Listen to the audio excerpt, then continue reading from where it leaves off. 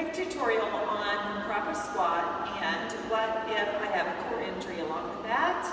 So let's do proper squat first. The essential squat is just aligning your feet underneath your hip bones and then sitting back instead of forward. So putting the weight into the knees, keeping the shoulders forward and open here, and the head is still in line with the spine. Pushing into the heels to stand back up. I'll show you from the side. So we've got feet underneath the hip bones.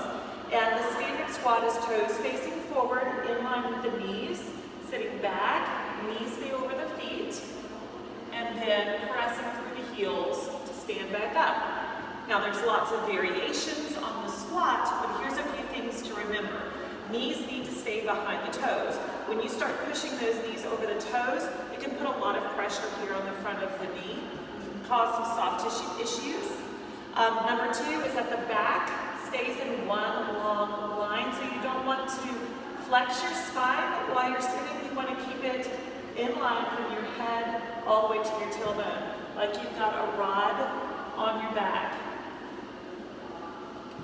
And number three is that you don't want your knees to start caving inward. Sometimes we see this kind of squat. That's going to put pressure diagonally into the knee and cause another problem. So if your knees naturally want to do that, what you might want to start with is turned out slightly and really focusing on pressing the knees out over the feet in line with feet, knees, and hips all in one line.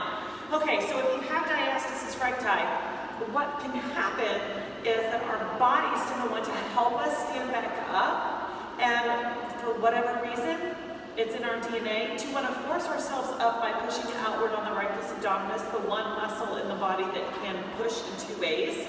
It can pull in or it can push out. So what you want to do is make sure that you're pulling it inward. So you're going to sit pulling away from the thighs as if they are repelling magnets. And the second that you start to lose that ability, that's your death. So you don't want to go so deep into the squat that you feel like you have to pull yourself back up using your abdominals.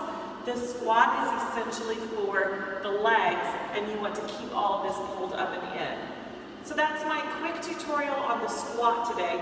Let me know what you would like to learn about. Head over to carryfit.com, check out all of my resources, and of course my new book on Amazon, Flatten My Postpartum Belly, with all my tips and tricks on recovering from diastasis recti.